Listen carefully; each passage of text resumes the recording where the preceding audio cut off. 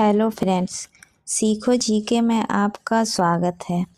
आज हम एनटीपीसी के पीवाईक्यू क्वेश्चन का डिस्कशन करेंगे। तो आज हम सेट 13 नंबर का डिस्कशन करेंगे जो कि 1 फरवरी 2021 को पूछा गया है। ठीक है, तो चलिए आज का सेशन स्टार्ट करते हैं पहले क्वेश्चन से।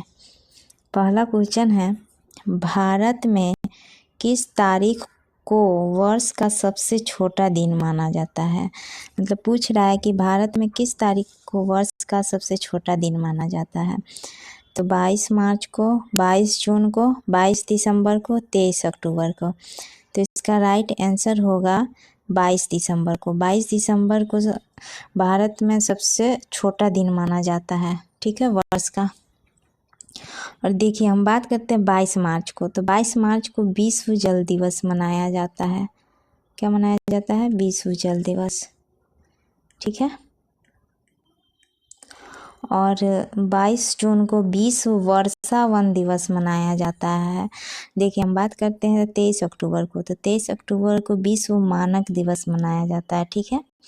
अगला क्वेश्चन, भारत में निम्नलिखित में से किसे स्थानीय स्वशासन का जनक कहा जाता है। स्थानीय स्वशासन का जनक किसे कहा जाता है? तो लॉर्ड रिपन को, लॉर्ड मिंटो को, लॉर्ड मेयो को, लॉर्ड कर्जन को। तो फ्रेंड्स इसका राइट आंसर होगा ए, लॉर्ड रिपन। लॉर्ड रिपन को भारत में स्थानीय स्वशासन का जनक कहा जाता है, ठीक है। देखिए लॉर्ड रिपन का मतलब किस चीज़ में योगदान है। तो लॉर्ड रिपन के योगदान के बारे में हम बात करते हैं, ठीक है। जो लॉर्ड रिपन जो थे उन्होंने 1882 में स्थानीय स्वशासन का प्रस्ताव पारित किया, ठीक है। और उन्होंने वर्नाक्यूलर प्रेस एक्ट को रद्द कर दिया। इससे भारत के समाचार पत्रों को आज़ादी मिली। और उन्होंने 1881 में भारत में पहली बार नियमित जनगणना करवाई। कब भारत में पहली बार नियमित जनगणना कब हुआ? तो 1881 में। उन्होंने कारखानों में काम करने वाले मजदूरों की दशा सुधारने के लिए 1881 में फैक्ट्री एक्ट पास किया। उन्होंने शिक्षा के विकास के लिए हंटर आयोग गठित किया। उन्होंने आर्थिक विकेंद्रीकरण की नीति को जारी रखा। विकेंद्रीकरण का मतलब होता है शक्ति का बंटवारा, ठीक है। उन्होंने आर्थिक और व्यापारिक क्षेत्रों में स्वतंत्र व्यापार को प्रोत्साहित किया। उन्होंने नागरिक सेवाओं में सुधार भी किए, ठीक है। और अगला क्वेश्चन है, भारत सरकार द्वारा किस ग्रामीण आवास योजना को पुनर्संरक्षित करके प्रधानमंत्री आवास योजना ग्रामीण का सृजन किया गया। जवाहर ग्राम समृद्धि योजना, राजीव आवास योजना, इंदिरा आवास योजना, दीनदयाल अंत्योदय योजना। तो इसका option number C right answer हो जाएगा। इंदिरा आवास योजना को 2016 में नाम बदलकर प्रधानमंत्री आवास योजना कर दिया गया, ठीक है। और इंदिरा आवास योजना की शुरुआत 1985 में हुआ था, ठीक है। अगला क्वेश्चन है, रविंद्रनाथ टैगोर ने डैश की वजह से अपनी नाइटहुड उपाधि वापस लौटा दी थी। पूछा कि रविंद्रनाथ टैगोर ने किस वजह से अपनी नाइटहुड उपाधि वापस लौटा दी थी। जालियांवाला बाग नरसंहार, काकोरी कांड, चौरी चौरा कांड, भगत सिंह की फांसी। तो फ्रेंड्स देखिए इसका राइट आंसर होगा ए, जालियांवाला बाग नरसंहार, ठीक है। और जालियांवाला बाग जो हुआ था 13 अप्रैल 1919 को अमृतसर के जालियांवाला बाग में हुआ, ठीक है। और जो जालियांवाला बाग हत्याकांड के विरोध में ही रविंद्रनाथ टैगोर ने नाइटहुड की उपाधि वापस लौटा दी है, ठीक है। और देखेंगे काकोरी कांड। तो काकोरी कांड कब हुआ? तो काकोरी कांड जो है 9 अगस्त 1925 को लखनऊ के पास काकोरी रेलवे स्टेशन पर हुआ, ठीक है। अब हम बात करते हैं फ्रेंड्स चौरा चौरी कांड की। जो चौरी चौरा कांड है वह 1922 में हुआ। गोरखपुर के चौरा चौरी पुलिस स्टेशन पर हुआ। ठीक है, अभी जो है चौरी चौरा कांड को मतलब कि स्थानांतरित करके चौरी चौरा घटना कर दिया गया है। ठीक है, अब हम बात करते हैं भगत सिंह की फांसी। तो भगत सिंह की जो फांसी हुई थी वह 23 मार्च 1931 को लाहौर सेंट्रल जेल में हुआ। ठीक है, अगला क्वेश्चन है भारत छोड़ो आंदोलन शहर से शुरू हुआ था। मतलब भारत छोड़ो आंदोलन किस शहर से शुरू हुआ था? तो भारत छोड़ो आंदोलन बम्बई शहर से शुरू हुआ था। किस शहर से शुरू हुआ था? बम्बई शहर से। और कब शुरू हुआ था? तो ये 8 अगस्त 1942 को बम्बई में अखिल भारतीय कांग्रेस कमेटी की बैठक में भारत छोड़ो प्रस्ताव स्वीकार किया गया। ठीक है, और इसका मकसद क्या था? तो इसका मकसद था भारत से ब्रिटिश सरकार को ख़त्म करना। क्या मकसद था? भारत से ब्रिटिश सरकार को ख़त्म कर देना इसका मकसद था। और ये किसके नेतृत्व में हुआ था? तो फ्रेंड्स ये महात्मा गांधी जी के नेतृत्व में हुआ था। उसी टाइम महात्मा गांधी जी ने करो या मरो का नारा दिए थे। ठीक है, और उस टाइम बात करते हैं वायसराय के। तो उस टाइम के जो वायसराय थे वो लॉर्ड लिनलिथगो थे। ठीक है, और उनका मतलब कार्यकाल था 1936 से 1944। लॉर्ड लिनलिथगो का कार्यकाल था 1936 से 1944। ठीक है, अगला क्वेश्चन है निम्नलिखित में से कौन सी पुस्तक विष्णु शर्मा द्वारा लिखित है?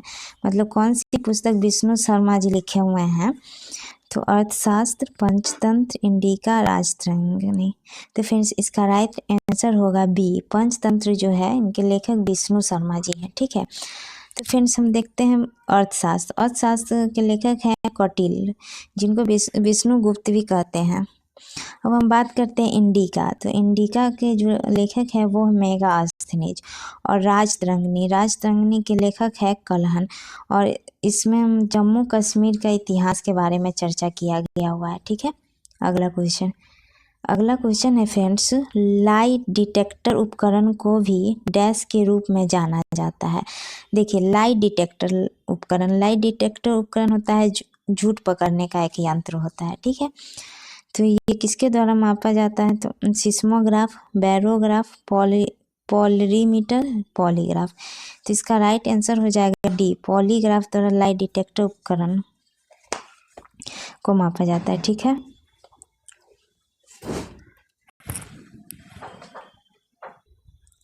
तो फ्रेंड्स इसका राइट आंसर हो जाएगा डी, पॉलीग्राफ। अब हम बात करते हैं सिस्मोग्राफ की। तो सिस्मोग्राफ द्वारा जो है भूकंप की तीव्रता मापा जाता है। ठीक है, और देखते हैं यहाँ बैरोग्राफ द्वारा वायु दाब मापा जाता है। क्या मापा जाता है? वायु दाब।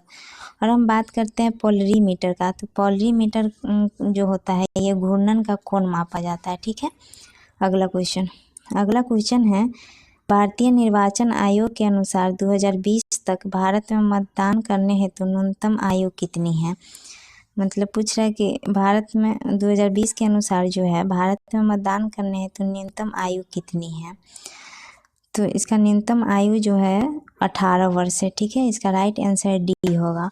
और ये कब किया गया था? तो ये 61वें संविधान संशोधन अधिनियम 1989 के द्वारा किया गया। ठीक है, कब? 1989 के द्वारा, 61वें संविधान संशोधन अधिनियम 1989 के द्वारा। और उस टाइम प्रधानमंत्री कौन थे? तो उस टाइम प्रधानमंत्री थे राजीव गांधी। और किस अनुच्छेद के संशोधन में लागू किया गया? तो अनुच्छेद 326 में संशोधन करके लागू किया गया। ठीक है, अगला क्वेश्चन पूछ रहा है कि हरित क्रांति निम्नलिखित में से किससे संबंधित है? तो फ्रेंड्स हम बात करते हैं कि हरित क्रांति किससे संबंधित है। तो जी ये हरित क्रांति जो है ये खाद्यान्न उत्पादन से संबंधित है। ठीक है, और हरित क्रांति के जो जनक हैं वो हैं डॉक्टर एम.एस. स्वामीनाथन। क्या है? Doctor MS. स्वामीनाथन। और हम फ्रेंड्स बात करते हैं कि मछली उत्पादन जो है ये नीली क्रांति से संबंधित है। ठीक है, अब हम बात करते हैं दूध का उत्पादन। तो ये श्वेत क्रांति से संबंधित है। और तेल और बीज का जो उत्पादन होता है वो पीली क्रांति से संबंधित है। ठीक है, अगला क्वेश्चन है पूना समझौता कब हस्ताक्षरित किया गया था? पूना समझौता को ही पूना पैक्ट के नाम से जानते हैं। ठीक है, तो ये जो पूना समझौता हुआ था ये 24 सितंबर 1932 को हुआ था। तो इसका option number D right answer हो जाएगा 1932। 24 सितंबर 1932 को हस्ताक्षरित किया गया था, ठीक है। और किसके किसके बीच किया गया था, तो ये फ्रेंड्स किया गया था गांधी जी और डॉक्टर अंबेडकर के बीच हुआ था, ठीक है। और इस समझौते के द्वारा क्या किया गया था, तो इस समझौते के द्वारा जो है ना दलित वर्ग के लिए अलग निर्वाचन मंडल के प्रावधान को समाप्त कर दिया गया था, ठीक है। और प्रांतीय विधान मंडलों में दलित के लिए जो सुरक्षित सीट की जो संख्या 71 था उसको बढ़ाकर 147 कर दी गई, ठीक है। अगला क्वेश्चन है फ्रेंड्स, प्लासी के युद्ध के समय बंगाल का नवाब कौन था। तो फ्रेंड्स हम बात करते हैं प्लासी का युद्ध। तो प्लासी का युद्ध कब हुआ था, तो प्लासी का युद्ध हुआ था 23 जून 1757 को हुआ था। कब हुआ था, 23 जून 1757 को हुआ था प्लासी युद्ध। कहाँ पे हुआ था, भागीरथी नदी के किनारे हुआ था, ठीक है। तो इसका मतलब नवाब पूछ रहा है, तो इसके नवाब थे सिराजुद्दौला। इसका option number C right answer हो जाएगा, ठीक है। और ये जो सिराजुद्दौला जी जो थे ये बंगाल के आखिरी आज़ाद नवाब थे। और अगला क्वेश्चन है ईवीएम का पूरा नाम क्या है। तो ईवीएम का पूरा नाम है electronic voting machine. Option number C इसका राइट आंसर हो जाएगा। फ्रेंड्स हम बात करते हैं ईवीएम में जो होता है 384 वोट, मतलब 384 उम्मीदवार के नाम मतलब आ सकता है और इसमें अधिकतम 2000 वोट डाले जा सकते हैं, ठीक है। अब फ्रेंड्स हम बात करते हैं कि ईवीएम जो हुआ भारत में सर्वप्रथम 1982 ईस्वी में केरल के पारुल विधानसभा निर्वाचन क्षेत्र में उपयोग किया गया था, ठीक है। अगला क्वेश्चन है माइक्रोसॉफ्ट एक्सेल में वर्कबुक डैश का एक संग्रह होता है। माइक्रोसॉफ्ट एक्सेल में जो वर्कबुक होता है वो किसका संग्रह होता है, तो चार्ट्स, फोटोज, वर्कशीट्स, वर्डबुक। तो इसका राइट आंसर हो जाएगा सी वर्कशीट्स, ठीक है। तो फ्रेंड्स अगला क्वेश्चन है प्रथम भारतीय अंतरिक्ष यात्री कौन थे। पूछ रहा है कि प्रथम भारतीय अंतरिक्ष यात्री कौन थे। तो जो प्रथम भारतीय अंतरिक्ष यात्री जो थे वो राकेश शर्मा थे। और राकेश शर्मा कहाँ के थे, तो ये एक रूसी अंतरिक्ष यान थे। क्या थे, रूसी अंतरिक्ष यान। और ये गए थे मतलब 3 अप्रैल 1984 को गए थे, ठीक है। और गए किस चीज़ से थे, तो ये सोयूज T11 से गए थे। किस चीज़ से गए थे, सोयूज T11, ठीक है, सोयूज T11 से गए थे। अगला क्वेश्चन फ्रेंड्स अगला क्वेश्चन है विश्व पर्यावरण दिवस डैश को प्रति वर्ष मनाया जाता है। मतलब कि विश्व पर्यावरण दिवस कब मनाया जाता है, तो फ्रेंड्स विश्व पर्यावरण दिवस जो है ये 5 जून को मनाया जाता है। इसका option number B right answer होगा, ठीक है। और हम बात करते हैं 16 अगस्त को। तो फ्रेंड्स 16 अगस्त को क्या मनाया जाता है, तो 16 अगस्त को फ्रेंड्स मनाया जाता है पारसी का नया साल मनाया जाता है। क्या मनाया जाता है, पारसी का नया साल। और अटल बिहारी वाजपेयी का पुण्यतिथि है 16 अगस्त को, ठीक है। अब हम बात करते हैं 16 जून को। तो 16 जून को जो अंतर्राष्ट्रीय पारिवारिक धन संप्रेषण दिवस मनाया जाता है। हम बात करते हैं फ्रेंड्स 7 अप्रैल को। तो 7 अप्रैल को विश्व स्वास्थ्य दिवस मनाया जाता है, ठीक है। अगला क्वेश्चन है एशियाटिक सोसाइटी ऑफ बंगाल की स्थापना किस वर्ष में की गई थी। Friends Asiatic Society of Bengal की जो स्थापना है वो की गई थी 1784 में। ऑप्शन नंबर सी इसका राइट आंसर है। और जब इसकी स्थापना हुई थी उस समय मतलब वारेन हेस्टिंग्स के शासनकाल थे। मतलब वारेन हेस्टिंग्स के शासनकाल में सर विलियम जोन्स ने मतलब इसकी स्थापना 1784 में कलकत्ता में की थी, ठीक है। और ये जो एशियाटिक सोसाइटी ऑफ बंगाल जो है ये एक शोध संस्था है। और फ्रेंड्स इसका उद्देश्य क्या था, तो इसका उद्देश्य था फ्रेंड्स प्राचीन इतिहास, पुरातत्व, कला, साहित्य, विज्ञान का अध्ययन करना था, ठीक है। अगला क्वेश्चन है Atal Mission for Rejuvenation and Urban Transformation इनमें से किससे संबंधित है। फ्रेंड्स तो इसका राइट ऑप्शन बी हो जाएगा, मूलभूत नागरिक सुविधाएं। तो फ्रेंड्स ये जो Atal Mission for Rejuvenation and Urban Transformation जो है इसकी शुरुआत कब की गई थी फ्रेंड्स? तो इसकी शुरुआत की गई थी 2015 में। ठीक है, अगला क्वेश्चन है हमारा सौर मंडल किस गैलेक्सी का एक हिस्सा है? तो फ्रेंड्स हम बात करते हैं पहले गैलेक्सी। तो गैलेक्सी क्या है? तो ये गैलेक्सी जो अनगिनत तारा का जो समूह होता है उसको हम गैलेक्सी बोलते हैं। ठीक है, तो इसका राइट आंसर होगा सी, मिल्की वे। क्या होगा? मिल्की वे। अगला क्वेश्चन है रायसीना हिल्स कहाँ स्थित है? तो फ्रेंड्स जो रायसीना हिल्स जो है ये दिल्ली में है। कहाँ है? नई दिल्ली में है, नई दिल्ली में फ्रेंड्स। तो देखेंगे इसका राइट ऑप्शन सी नंबर सही हो जाएगा। यह राष्ट्रपति भवन वाले स्थान पर स्थित है। कहाँ है? यह जो राष्ट्रपति भवन जो नई दिल्ली में है उस स्थान पर स्थित है रायसीना हिल्स। ठीक है, अब हम बात करते हैं फ्रेंड्स जो राष्ट्रपति भवन होता है, राष्ट्रपति भवन को पहले 1950 ईस्वी से पहले तक ना वायसराय का हाउस कहा जाता था। क्या कहा जाता था? वायसराय का हाउस। और इस हाउस का मतलब वास्तुकार कौन था? तो इसके वास्तुकार मतलब राष्ट्रपति भवन का वास्तुकार थे एडविन लुटियंस थे। क्या थे? एडविन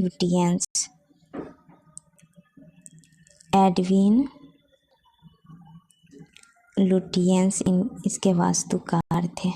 ठीक है, अगला क्वेश्चन है निम्नलिखित में से किसे 2015 का सर्वोच्च नागरिक सम्मान भारत रत्न से सम्मानित किया गया?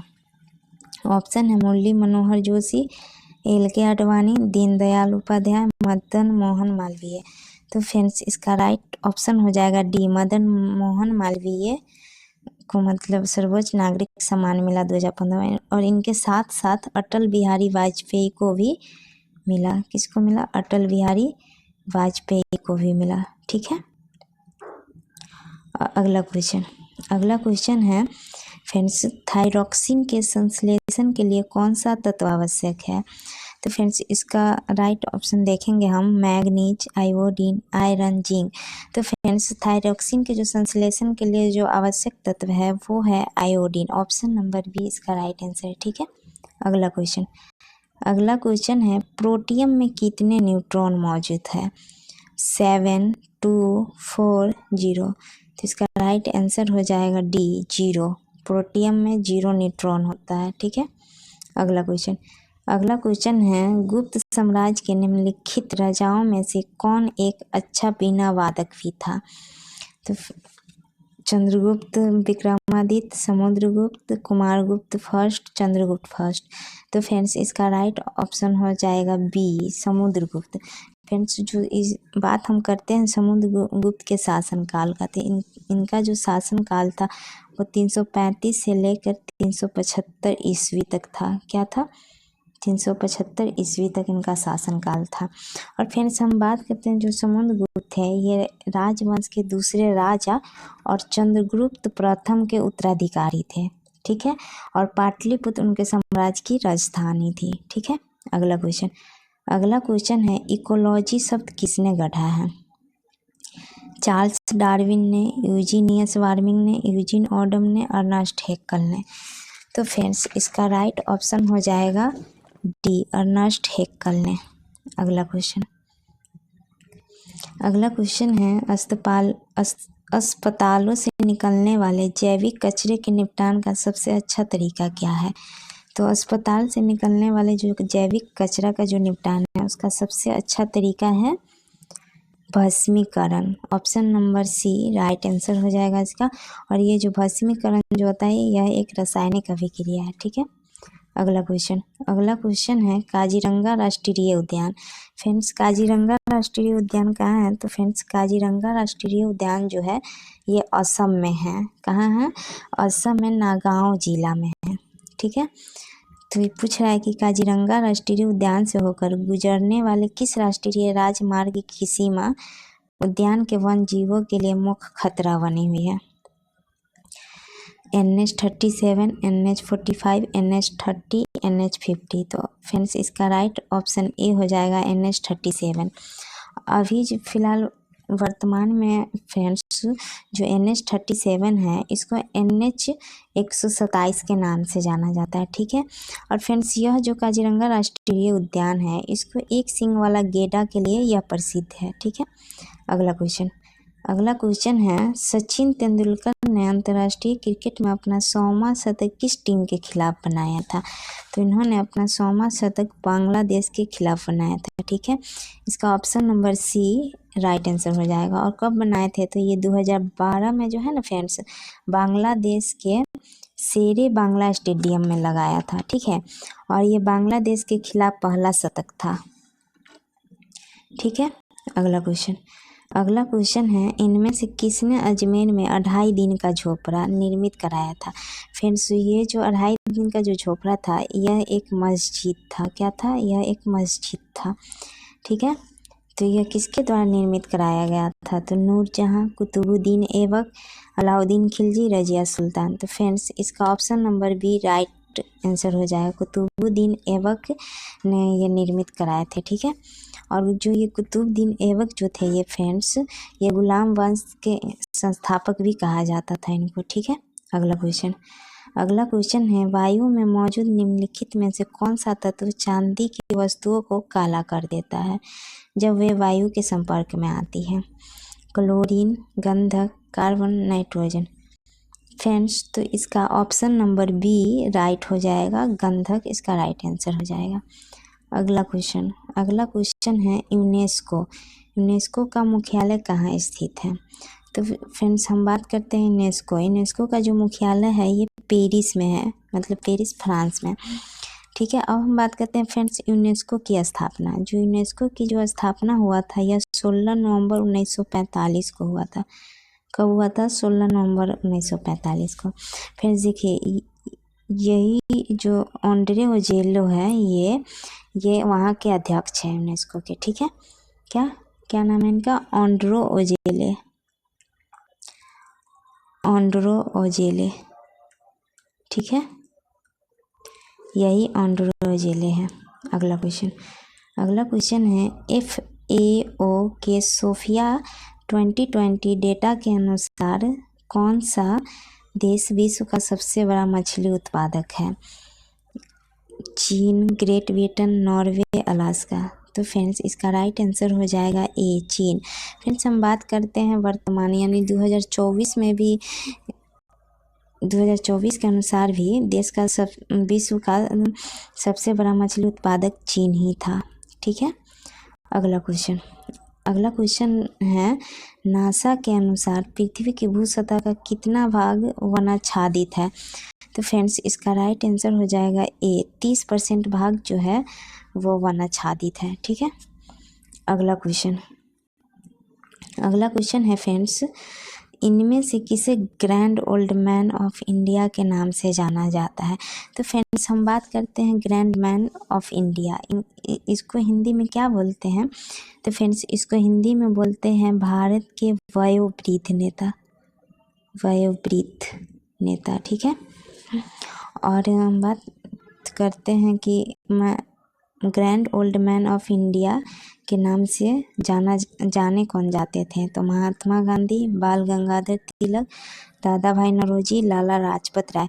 तो फ्रेंड्स इसका option number C right answer हो जाएगा दादा भाई नौरोजी, ठीक है। दादा भाई नौरोजी जो थे ये भारतीय राष्ट्रीय कांग्रेस के नरमपंथी नेता भी थे, ठीक है। यही दादा भाई नौरोजी जी हैं। अगला क्वेश्चन है फ्रेंड्स टेलीफोन का आविष्कार डैश में किया गया था, मतलब टेलीफोन का आविष्कार कब किया गया था? 1879, 1876, 1856, 1886। तो फ्रेंड्स इसका राइट आंसर बी हो जाएगा 1876 में टेलीफोन का आविष्कार किया गया। और किसने आविष्कार किए? तो ये अलेक्जेंडर ग्राहम बेल ने आविष्कार किए थे, ठीक है। अगला क्वेश्चन है भारत सरकार ने निम्नलिखित में से किस वर्ष में प्रारंभिक शिक्षा के लिए राष्ट्रीय शैक्षणिक सहायता कार्यक्रम की शुरुआत की? 1990, 1995, 2003, 1985। तो फ्रेंड्स इसकी शुरुआत हुई थी 15 अगस्त 1995। ऑप्शन नंबर बी इसका राइट आंसर हो जाएगा। 15 अगस्त 1995 को इसकी शुरुआत की गई थी। और फ्रेंड्स हम बात करेंगे कि क्यों शुरुआत की गई, मतलब इसकी शुरुआत करने का क्या था उद्देश्य। तो इसकी शुरुआत करने का जो उद्देश्य था वो था सरकारी सहायता प्राप्त स्कूलों में कक्षा 1 से 5 तक के जो जितने भी बच्चे हैं उसको मध्याह्न भोजन प्रदान करने की व्यवस्था की गई थी इसके अंतर्गत। ठीक है, अगला क्वेश्चन है कंप्यूटर की लिस्ट एक मेनू में डैश होती है। Objects, commands, data, reports. तो फ्रेंड्स इसका राइट आंसर हो जाएगा बी, कमांड्स। ठीक है, अगला क्वेश्चन है सीधी कार्यवाही दिवस की घोषणा किसने की थी। पूछ रहा है कि सीधी कार्यवाही दिवस है उसकी घोषणा किसने की थी। मोहम्मद अली जिन्ना। तो फ्रेंड्स इसका ऑप्शन नंबर ए इसका राइट आंसर हो जाएगा। जो मोहम्मद अली जिन्ना थे उनको सीधी कार्यवाही दिवस की घोषणा की थी। ठीक है उन्होंने। और मोहम्मद अली जिन्ना के नेतृत्व में मुस्लिम लीग ने 16 अगस्त 1946 को सीधी कार्यवाही दिवस की घोषणा की थी। ठीक है फ्रेंड्स, अब हम चलते हैं फ्रेंड्स अगले क्वेश्चन पर। तो फ्रेंड्स अगला क्वेश्चन है अक्षांश का 1 डिग्री लगभग किलोमीटर के बराबर है। पूछ रहा है कि अक्षांश का 1 डिग्री है वो लगभग कितने किलोमीटर के बराबर है। 121, 111, 221, 231। तो फ्रेंड्स इसका राइट आंसर हो जाएगा बी। अक्षांश का 1 डिग्री लगभग होता है 111 किलोमीटर के बराबर। देखिए फ्रेंड्स यही अक्षांश रेखा है और ये देशांतर रेखा जो मतलब सीधी लाइन रहती है, खड़ी लाइन, वो होता है देशांतर और ये मतलब सोया हुआ रहता है वो होता है अक्षांश। ठीक है, अब फ्रेंड्स हम बात करते हैं देशांतर का जो 1 डिग्री लगभग होता है वह कितने किलोमीटर के बराबर होता है। तो जो देशांतर का होता है वो लगभग 1 किलोमीटर बराबर होता है 111.4 किलोमीटर। ठीक है, और फ्रेंड्स हम बात करते हैं ये देखिए अक्षांश रेखा जो है इसमें ये कितनी रेखाएं होती है। तो इसमें जो रेखाएं होती है वो 189 रेखाएं होती है। ठीक है, और हम बात करते हैं देशांतर रेखा में कितनी रेखाएं होती है। तो इस देशांतर रेखा में जो होती है इसमें रेखाएं होती है 360। ठीक है फ्रेंड्स, चलते हैं अगला क्वेश्चन पे।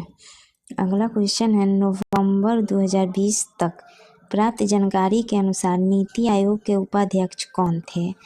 2020 तक प्राप्त जानकारी के अनुसार नीति आयोग के उपाध्यक्ष कौन थे। विवेक देव रॉय, राजीव कुमार, रविशंकर प्रसाद, उर्जित पटेल।